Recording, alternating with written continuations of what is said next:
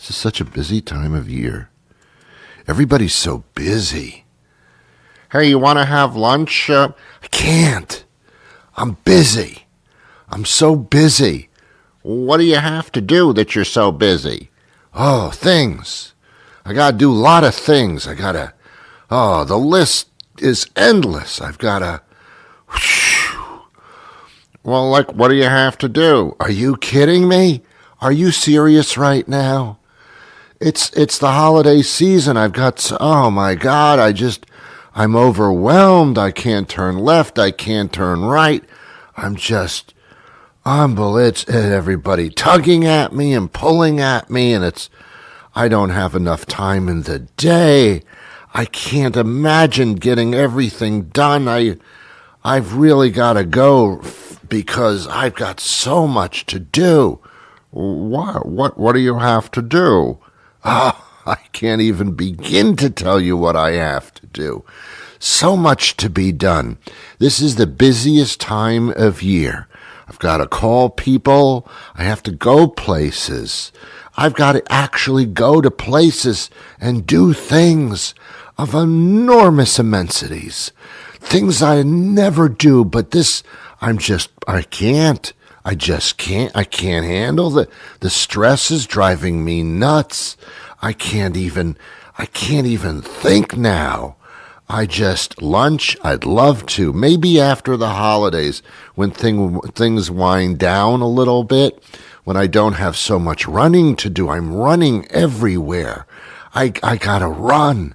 I don't even have time to walk to things. I have to run to everything. My God, the list of places I have to go today, the store, the post office, another store, another post office. It never ends. It's just amazing. I feel like the ceiling is caving in on me. And then I've got to make arrangements and see people that I got to wrap. I have to wrap things up in wrappings, and there's so much to do, and the traffic, my God, and the people. It's crazy out there. It's crazy out there. You can't imagine what it's like out there. So I can't go to lunch with you. No, I'm very, very busy. I can't have lunch with you. No. On the air everywhere, this is New England Broadcasting. I can't eat lunch. I don't have time to eat lunch. Welcome to the Ron Van Dam Show. Hold on tight. Things can get a bit weird, if you like that sort of thing. I don't even have time to listen to this show today. Whatever.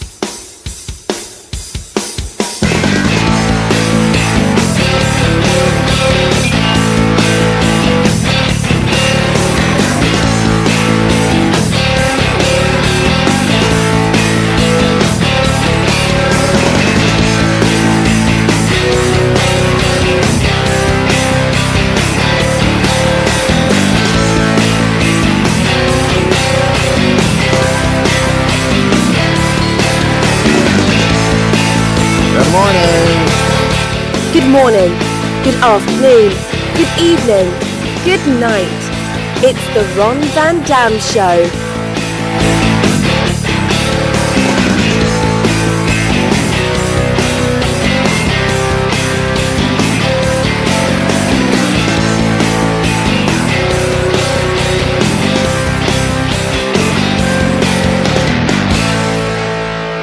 Sit back, relax, grab a cup of coffee, a cup of tea, whatever your liquid libation may be in the morning, and join us as we take a look at the world around us. As much as it's a pleasure to be with you, the pleasure is actually all yours.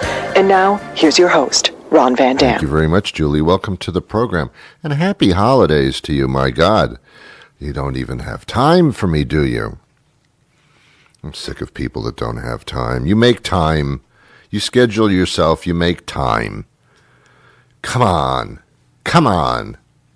Focus. I love people that feel self-important because they're stressed. You know, they let everybody know just how crazy everything is, and therefore they become important for some reason. I love the traffic aspect of it. I really do. Have you been in Traffic's crazy out there. You can't get from there to here. It's crazy. There's so many people on the road. Yeah, it's called traffic. I ran into somebody yesterday. Fortunately, it was with my car. Only kidding. That's a joke that usually doesn't go anywhere. I ran into a person. I was going to say a friend, but no. Someone I know. Let's put it that way. And they came into my house, actually. They came to my house to visit because there's no time.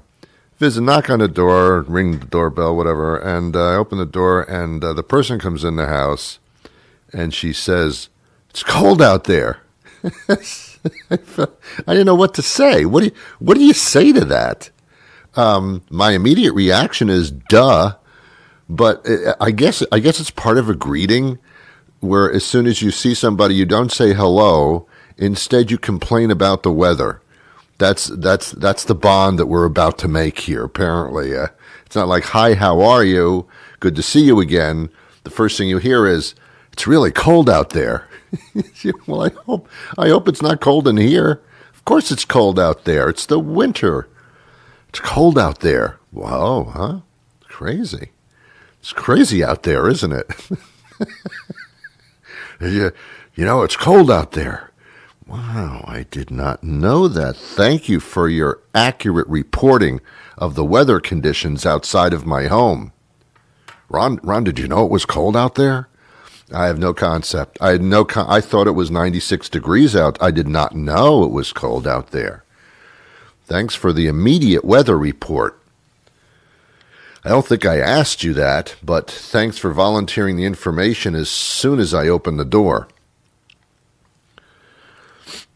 As you know from previous shows, I'm not big on small talk. I'm small on big talk. I don't particularly care for small talk. I actually laugh at people that do the small talk. I actually respond by laughing, and they look at me like I'm delirious or something, but I'm not. You're just being silly. When you haven't seen people in a couple of days, it's the beginning of the week, what's the first thing they say to you all the time? "How was your weekend?" All right, okay, look. And I laugh a little bit. "Ron, how was your weekend?" You're attempting to make small talk. Isn't that adorable? How was my weekend? And I usually respond with the usual, "I don't know, I don't remember," which infers that I was heavily drinking and I don't remember what happened a few days ago. And the other person laughs, and then we do more small talk. "Ron, it's cold outside." Oh, please stop it. Stop with the small talk. Let me just live, please. If you want to communicate with me, let's have a conversation. Let's not just play these little word games about things. Stop it. Stop it. How was your weekend? You don't care how my weekend was. The few times that I've answered that question, by the time I've gotten through a sentence, I notice that the person I'm speaking to, their eyes are drifting all over the place. They don't care how my weekend was. What?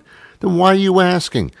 Well, to engage you in small talk that I'm not engaged with either.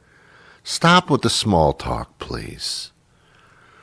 And how's the family? I don't care how your family is. They're not my family. Why would I care about your family? And tell me, everything well at home? Did you fall down the stairs this week? How was your weekend? Did you fall down the stairs? Tell me about all the food you ate in the past 3 days. What'd you have for breakfast yesterday? What'd you have for lunch yesterday? What'd you have for dinner yesterday? Was it salty? Was it spicy? Did you have indigestion afterwards? What time did you go to bed? Did you have sex with your partner last night? Was it satisfying? Did you shower immediately after? Stop with the small talk. I don't care. You don't care. I don't care. Let's talk about something of meaning. And that would be just how crazy it is this time of year. I love it. I love it. I totally don't know how to communicate to people whatsoever. I really don't. I never mastered that. I'm a little older than 3 years old, and I'm no better off. I don't know how to communicate with other people in the human race. I do great with animals. I really do. I will pet their head. I'll scratch their bellies. They appreciate it. Not a word spoken, but there's love going on there. And my dog will take care of my every need and want emotionally. And not a word is spoken. I don't do baby talk to my dog. Oh, you cute little puppy, you cute little puppy, oh, you little cute pup. I don't do that. That's demeaning to the dog. You don't think the dog hears that? The dog doesn't like that. Dogs don't like to be placated like that. They really don't. They hate that. Aww. They don't like that aw thing. They have little lives. They don't need to be pitied 24 hours a day by you. Aww. Yeah, and the paws are cute. I get it. Poor little animals. I have a very mature relationship with my dog. I do. We get along very well. People, though, not so much with me. Now, there are some people that, and they know when I'm relating to them, and it's fine. But there are a lot of people I really don't care. Just because you're a human being and you're on the planet doesn't mean that I have to get involved with you. You can just say, oh yeah. I don't know. I never got that down. I never went to a school for that. There was never a school for getting along with human beings. There never was. Because apparently most human beings don't go to that school themselves because they don't get along with me. People don't know how to get along with other people.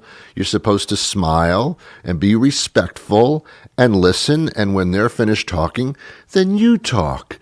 And when you're finished talking, then they talk. It's a back and forth kind of thing. You're not supposed to interrupt. You're not supposed to raise your voice or say something cynically stupid like I do on this show. This isn't the way that I am in regular conversation. What do you even care the way I am? I got another holiday card in the mail yesterday. I'm getting a lot of them all of a sudden. And I laugh at those as well. I know who they are, but I haven't spoken to them in years. My only communication and contact with these people is a Christmas card or one of those little e-card things where I'm not even going to bother putting a postage stamp and going down to the post office because I don't have time. I'll just email it to you for free, and, let's call that good enough. How about if I go on Facebook and just say, Happy Holidays from Dan? I get it. I understand. I get it. But this is a time of year you're not supposed to be cynical and you're not supposed to be sarcastic. You're just supposed to be pouring out love and giving and receiving and all that kind of stuff. Because somehow there's a tree and you put balls on it and all of a sudden it's festive. If putting balls on things immediately made things festive, I would have put balls on myself a long time ago. Well, I actually do have balls on myself, but I also wear pants, so it's an ineffective ornament. Anyway, are you having a good time? I hope you are. You know the rules of the show, right? I talk and you listen. Please be quiet. Please be quiet. Please be quiet. Please be quiet. Please be quiet. Please be quiet. Please be quiet. Please be quiet. Okay, I'm sorry. Thanks. Gentlemen, you know that when you decide to get engaged, you'll be making one of the most important investments of your life. Think about it. From the moment you get down on bended knee and present the ring, how much you actually love someone will be judged solely on the size of the stone you buy. And not just by the one you love, but by literally everyone she knows. And strangers. At Schlickashek the Jewelers, we know that when you're about to cough up what amounts to a few months' rent to obtain the exclusive naming rights to a vagina, you want to be able to be sure that you've made the best choice. So if you've decided it's time to staple gun your man tackle to a single hitching post and to never be able to experience the simple joy of a meaningless hookup without handing over half your stuff, come to Schlickashek the Jewelers and see our amazing line of certified high-quality shallow female ego strokers. Take it from me, Herbert Schlickashek. I'm not just your local jeweler. I've been married 6.5 times. Vegas marriages, boys. Very easy to annul when the shrew goes south on you. And she will. Well, it is holiday time, and I got to tell you, there's a little bit of a disparity in the religious holiday sense. There are many holidays around this time of year. There's Kwanzaa, which I thought was an airline. There's Hanukkah, and there is, of course, a Christmas. So here's a problem with that. There's tons of Christmas songs. There's like 5,000 Christmas songs. And it goes back to the turn of the century. I mean, there's tons. You could listen to Christmas songs all day and not have it repeated at least once, except for a couple of songs. How many Hanukkah songs do they play? I don't even know of any. There's Dreidel, Dreidel, Dreidel. I think that's a song. It's about a dreidel that spins around. I mean, not real holiday-ish as far as I'm concerned. But that's besides the point. That's the only song I know of the Hanukkah ilk. I think it's unfair. There might be a few more, but I obviously am not familiar. All I'm saying is I want to put the word out. There should be a Hanukkah blitz of seasonal songs. That's all I'm saying. That's all I'm saying. I'm not making a big religious thing out of this. I'm not trying to... Kwanzaa songs? I'm lost. I'm just lost. I don't even know. I don't know. There probably is one. That's all. I'm just trying to draw an analogy. So, simple thing. Cause any trouble. Take it easy. My guest today is Micah. And Micah Muzio is one of the big cheeses over there at Kelly Blue Book. That's the Bible of cars. And, we're getting into another year and a brand new year of car models. So let's talk to Micah Muzio right after this. You are listening to The Ron Van Dam Show, the podcast world's version of painful itching and swelling. You know they sell a cream for that, right? It's over the counter. Works really well. I've had to use it a lot.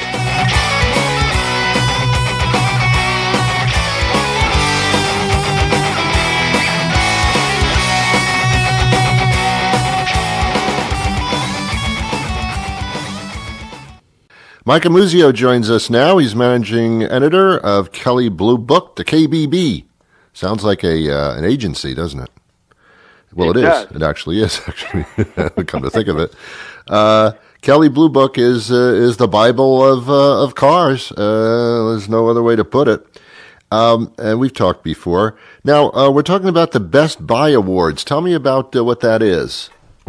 You know, the Best Buy Awards are Kelly Blue Book's way of giving car buyers a shorthand to the current state of the automotive market. So if you haven't bought a car in, let's say, the last 4 or 5 years, things have changed, probably a lot.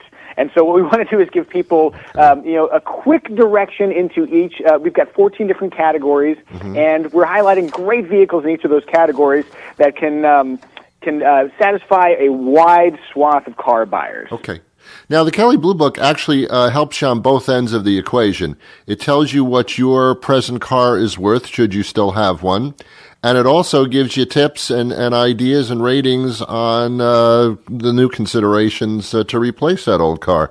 So it's kind of like everything in both sides and everything in between. Yeah, we are all things to all people. Well, but we're all things to, all right, well, I don't know about that, but okay. Yeah. No, let me overstate it. I mean, that's the fun of having a conversation. I get the theory. Okay. Yeah.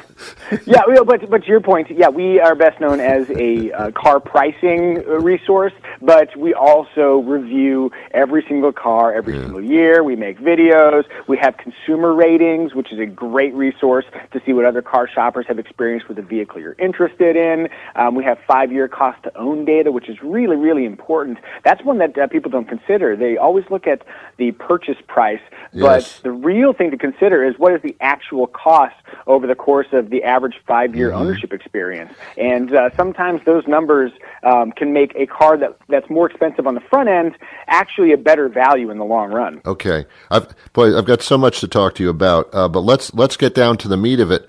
Let's talk about the new models and the cars that are really worth looking at here for this year. Yeah.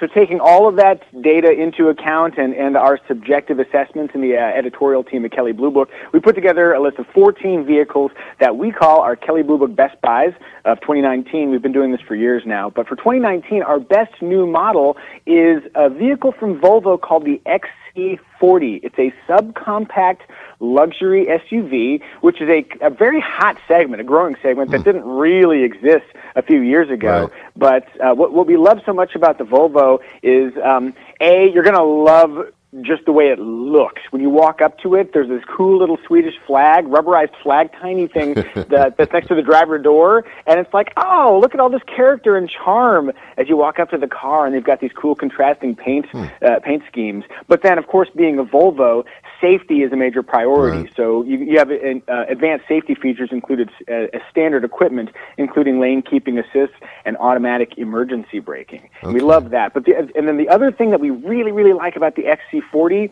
is that in addition to being able to buy it or lease it, you can also subscribe to it, which is kind of the automotive sector taking a page out of the cell phone book, where you can go into your dealer and say, hey, I'd like an XC40. They're like, okay, cool. You pay a standard $650 fee, and you just keep the car, and you drive it. And it's all-inclusive. That includes insurance and all the maintenance and everything. And so and every month you just give them money, and then you drive a car around. If after a year you want a different color, you go, you swap it out, get another one. It's really easy. And it's $650 a year, a month.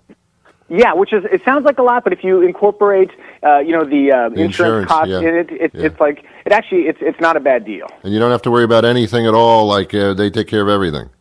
They take care of everything. That's completely inclusive. And it's like a 2-year subscription. And like I said, if you want to renew after a year, you can get a new vehicle. Very cool. And then, it's a pretty neat way to own a car. Well, drive a car. Kind of like the way cell phones used to be. Exactly. Okay. Technology apparently is like, we're so into technology that we're kind of buying little computers now. Is that a real attraction still? Absolutely. In fact, more so than ever. Yeah. There was a time where you could buy a bad car that would just break down. Right. You could buy, oh no, I made a mistake, and now this thing is just an absolute lemon. That doesn't really exist anymore. Right. So the real differentiator between one car and another, in a lot of ways, comes down to styling, resale values, and features. And those electronic features are a real differentiator. So, for example, if you have used either Apple CarPlay or Android Auto to leverage the abilities of your smartphone in your car, you probably know that you can't live without that. Once you start using those technologies, it's really hard to go back. Yep. And so some car companies have dragged their feet a little bit on that, and so their inclusion is really important. And so, like, for example, I'm standing next to a Honda Pilot right now, and it's got Apple CarPlay, and that makes it easy for me to use all the functionality of my phone right on that screen that's in the center of the dash. Super simple. I love that. I remember not long ago when like Honda and Kia and car companies like that were like, yeah, those are the plastic ones. But now they're like in the luxury categories. They really are. Yeah, it's amazing how much things have shifted over the last few years. I'm actually standing next to a Hyundai that. Yeah. Would you believe it's our winner in the performance car category of all things, a Hyundai. Wow. But it's a really cool Hyundai. It's called the Veloster N. And I don't know, have you ever seen a Veloster before? Do you know what I'm talking about? No, I have not. So the Veloster is it's a hatchback, but it's got an asymmetrical design. So when you walk up to it from the driver's side, there's one door, but if you come from the passenger side, there are two doors. There's like a little bonus door back there for access to the back seat. It's a really interesting, clever shape, but what's great about the Veloster N is that it is a hoot to drive. I've put down quite a few laps at the racetrack in the Veloster N, and also on the streets, and it accommodates itself to both of those environments brilliantly. But the best thing is the sound. So there's a button on the steering wheel. That's the N button. That's the sporty one. You push that button, and when you come off throttle, let's say you're driving super fast, and then you're coming up to a corner, and you come off throttle, the exhaust makes this insane popping sound like you're a rally car driver. So it's pop, pop, pop, pop, pop, pop. It sounds so cool. It's such a fun car to drive. Interesting. So there's something for everybody. If you like that stuff, then it's there. If you don't like that stuff, then it's somewhere else. That's exactly right. Okay. There's a lot that, I got to ask you this really quick. It's a little bit off topic, but I mean, leasing has been going on for quite some time. It's a way to get a nice car for half the price, but you have nothing when it's all over. Is leasing still popular? Is that becoming more popular? That's usually the biggest question that one has to go through. Yeah, leasing is more popular than it has been. In fact, like a third of all vehicles, when people go to the dealership, they leave with a lease rather than with a purchase. And it makes sense for some people. So you're right. You have no skin in the game. When you lease a car, you give them money, and then at the end, you have nothing to show for it. Right. But the advantage is that you could typically get into a more expensive, nicer car, and you also have the ability to swap it out and get a new vehicle every couple of years. So if you like the newest thing and you want to drive more cars than you can probably afford, leasing is a great way to go. However, I tend to buy and hold because I'm a very practical guy where my money and cars are concerned. So, purchasing in the long term is the most cost-effective way. But if you're the kind of person that buys and then sells a car after 2 or 3 years, that's actually not all that smart. You're taking that big hit on depreciation, and then you're not really amortizing those costs over a long enough period of time. So I think the key here is that you have to analyze. You have to have an honest self-assessment. Right. What am I actually going to do? What do I really want? Yes. And the great thing is that there are a lot of different options, whether you're buying, leasing, or now subscribing to a vehicle. It's amazing that, I mean, when I was younger, cars if it was 100,000 miles, you got a big price. Now you can go way, way over that and still get a really good trade-in. So these days, it seems like cars really hold their value much better. That's true. Cars do hold their value well, but some hold their value better than others. That's what the Blue Book will tell you. That's what the Blue Book will tell you, and that's the kind of stuff we take into account with our best buys of 2019. Okay. Well, we have no more time, but we have hours to talk, but we can't. So where do we go for more information? If you'd like to know more about our best buys of 2019, we've got 14 vehicles to suggest to you, and that's all available over at Kelley Blue Book's KBB.com. Okay, and Kelley Blue Book has no interest in these car manufacturers or anything like that. They're just giving honest assessments. Absolutely, yeah. We drive everything. We say what we think. Well, that sounds like my wife. That's a good note to end on. Hey, what the hell. Micah, thank you so much for your time today. We'll talk again. Hey, thanks so much. Bye-bye. I found that fascinating. Did you? I did. Makes me want to go out right now and buy a car. Right now. But I'm not. You know why? Because I'm so busy. It's such a busy holiday season. I don't have time to buy a car. I'm running around. I'm so busy. I've got so much to do. It's crazy it's so busy. Are you busy? Me too. I'm so busy I don't have time to think. I didn't eat lunch today. I didn't have time. I wish you peace. I'll be back again tomorrow. Would you please stop by? I know you're busy.